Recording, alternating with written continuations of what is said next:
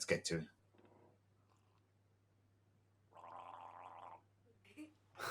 Gross. And that's the script. Yeah, I was going to say, we came up with this on the day. You could just see the card then reading sympathy as well. Who's that handsome devil? That's you. That's my mother's hands as well. That's my mum's back door. Yeah. What? It should have been a penny. It should have been a penny. And then I think you don't see it again, but I've buttoned my shirt wrong. So like I'm a button out on my shirt. But that's just how much of a bad boy you are. The ball, I searched high and low to get one that had got a sad face for afterwards. And that's how it was in the storyboards, that he had this happy face, then a shocked face as he was having his face popped, and then a sad face when he was on the floor. But these are all things. If you had budget, you could have a props department and have 3 unique balls made up. And could have just done it with plain balls and some Sharpies. Cut that part out, you look bad. Makes you look lazy. Did you ever have to pay? Of course. I couldn't give anything away. That's Will spilling the beans a little bit there. It doesn't matter. Yeah. At this time. This is the tooling up scene. I love this scene. I wasn't here the day you filmed any of this, and then when you showed me the edited thing, I was like, this is amazing.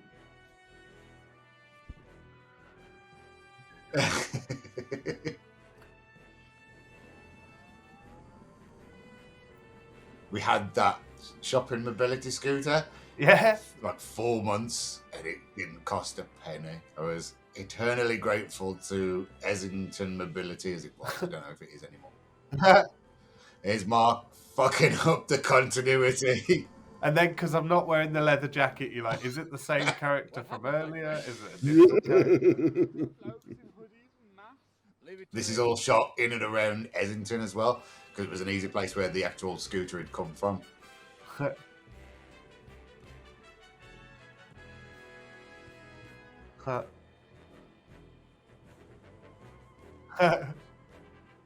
was so much fun carting around.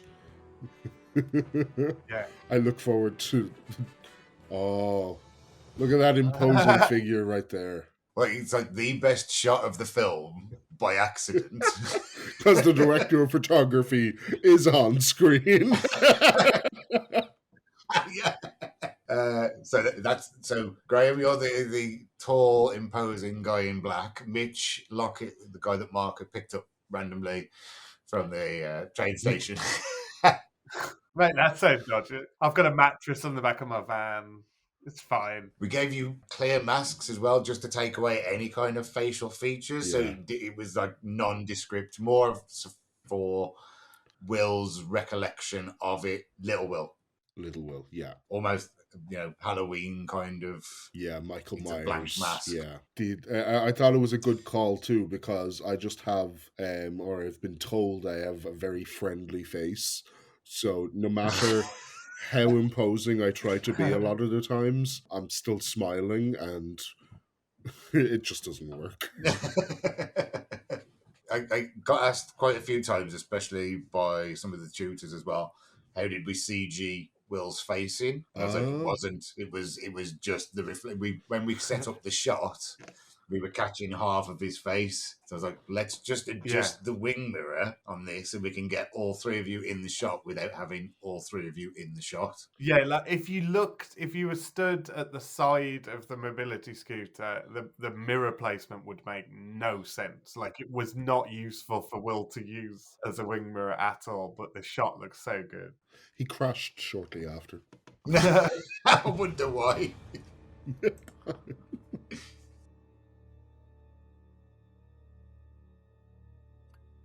Hate to see him go, but love to watch him walk away.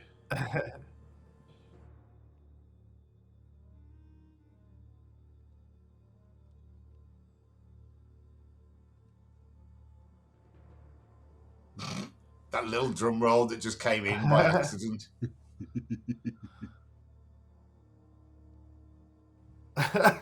Imagine being stalked by an old man. Oh, look at that purposeful stick in the middle of that path. Yeah. We spent quite a long time trying to find a stick, actually, didn't we?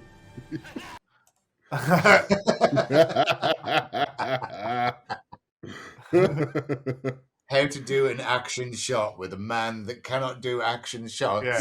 And so Mitch and Graham are knelt down. Yep. Because that's the same. And then We Faith should have was. mentioned it earlier. Is when the shot over my shoulder as I'm bursting the balloon, I'm knelt on the floor. Yep. So you can get a nice shot over my shoulder. That's right. We didn't have a tall enough tripod to get it on your shoulder. Shit, I told you if we'd have got the crane in. I love that little detail as well of putting the flat cap on bandits. Especially it was that straight from Watchmen, where they find Rorschach's mark in, or any kind of superhero thing where he leaves a mark to denote who has done this. I love it. It's brilliant because it's so impractical as well, you know? It's so expensive. Here's your little thing, Graham.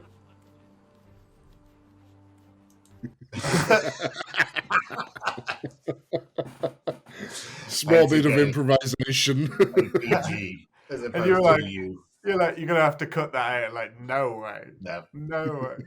That's staying in. That's like Mark's head popping up in the background of Ben's video. Yeah, the My Art Empire video. If you spot it, you spot it. If you don't, oh well. Click this link to watch that video. What happened next? Well, I'll tell you what. You put the news on, and I'll go make us a cup of tea. It's that dot again. What happened next, Grandad? Good stuff again now. Go for me, Marmite.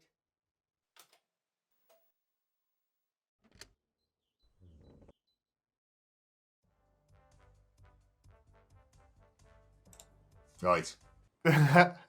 So, I've got my T-shirt turned inside out. I can't remember why. There was something written on my T-shirt that you're like, you can't have that. So my T-shirt's turned back inside out. I've got your coat on again, which is why it's too small for me. And then in the script, it said, like, Ambrose walks in and gives Will a big hug. And so I said, shall I pick him up? And you were like, yes, definitely. I was like, should we tell him that I'm going to pick him up? And you were like, Nope. No. So Will's reaction on my bit is genuine because I actually just picked him up. Yeah. And then we faked the close-up. So Will's close-up, I'm not picking him up. You're doing the crouch thing again with him stood on the floor and he's like, ooh, with his Captain Mannering glasses. Yeah, it was nothing. Thank you. That's a real... And that one as well. Yeah. And then I'm just giving lessons in overacting here. You couldn't do that nowadays. Well, just pick an old man up without his permission. Well, no, not even unless you've got a mask on, I don't think. Here he is, little man. Has he told you yet? No comment. Yay! Who is that? We've got a little bit of a cameo there. That was the first photo that I'd been sent of Will. No, you took that photo? Oh, yeah, I did. No, that was it, sorry. We were stood in the kitchen at the place where he does... I was going to dox him then. The place where he does music. And yeah, you were like, can I just take a picture of you for reference? And that was the first night we met him. Because he'd been recommended by a friend of ours. She was like, I was like, I need a granddad. And she's like, well, there's a couple of people at the place where I work. I'll ask because some of them did amateur dramatics. And she said like the one or two was like, and Will was the one who was like most into it or into the idea. Yeah. But Vicky was like, he was the one that she would have picked out to start with. And he was so perfect because I think, like, especially with us three, like he was just one of the lads, and we Yeah. sort of treated him that we weren't like patronising. Oh, you okay, old man? He was in on the banter. He was making fun of us all. We were doing it back to him. It was like, but still respectful. Oh, It's yeah. like any shot where you see Will in just a jumper in Essington, know that one of us is stood just out of frame holding his coat, Yeah. ready to wrap him up in straight away. So, we still looked after him, but I think he enjoyed just being one of the lads. One of my fondest memories of production is stopping for lunch and having a cheeky pint with Will. And he is such a gent, and he has so many stories, and it's not just the stories, it's how he's able to tell them as well. He's just such an entertainer. Yeah, and because that was also something like something that my granddad would always do anyway. He was always good at telling stories and getting you involved, and that seemed to be something that Will was able to do straight away. So for me, writing for something from memory and then having somebody that's almost hitting the notes, I'm just like, wow, this is how I saw it almost. They had to say about the matter. And then the final reveal. You could see a little bit of smoke from them smoke cans that we let off that faded straight away.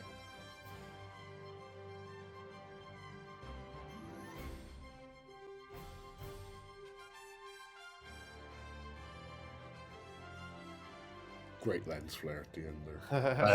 Another one of those accidental shots, but or was it? Was it on purpose, Graham? You can tell us. Oh, it was completely on purpose. Anything that looks genius or anything that you attribute genius to is 100% on purpose. Big Trouble in Little Nilbog. Nilbog. Nilbog. Because Nilbog is gobbling backwards. Oh my god! Yep. That's it. The crazy mad film of Troll 2 mixed with the world of John Carpenter and Kurt Russell was going to be the next adventure. What insane world could you put like an old man superhero into? And making Nilbog a little like almost the town where he's from. So how would Flatcap Man fare up against Lopan? Ooh. Which Lopan, the old psychopath on wheels, or the 14-foot tall guy I ran through with my truck? I think in the interest of fairness, let's go for the old man in his mobility scooter. Maybe they could drag race. Any final thoughts, guys? I think we should definitely try and reach out and see if we could get Will at some point as well while we're on the 10th anniversary stuff. But what were your memories, Mark, being the outsider of the production as such? Because you were only really involved on some of it. But yeah, I just like being involved with stuff, man. I love being involved in creative processes with like other creative people. I think it's so much fun. And not to make this sound like some big Hollywood film or anything, but like you were always open to listen to us as well. Of like you didn't go, no, it's like I've written it this way, therefore it's like if one of us said, oh, this looks good, or we could make a joke out of this or whatever. You were always up for trying that, and that was fun. And kind of it was a creative process. It was collaborative as well. We were taking on ideas from everybody, and just you kind of like let me do whatever I wanted, and that's always good for me because I'm not an actor. I'm an over actor. I'm the class clown almost. So it's to be able to just go, oh, just do what you want within reason, obviously. Yeah, it was a lot of fun. Great. It's about being able to play, but also create. So, like, I think that's why we all gel together so well, is because we know when to play and when to create and when those two cross over as well. So I think we're very lucky to have found each other and to have found creatives that have a similar mindset. So, yeah, I think we're very, very lucky. So thank you very much, guys, for listening to us ramble on for about just about 40 minutes or so, I think it is, on a 10-minute film.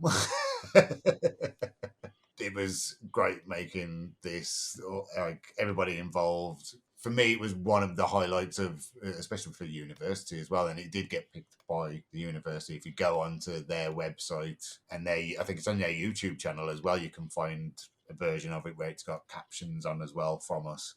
I'm not sure if you did those, Graham. No, I did not do those. If they are spelled correctly, I did not do those. Perfect. So it's been great meeting up with you guys again. We must do this again soon. Yeah, 10 years' time, we'll do it again. See you in 10 years. For the 20-year anniversary.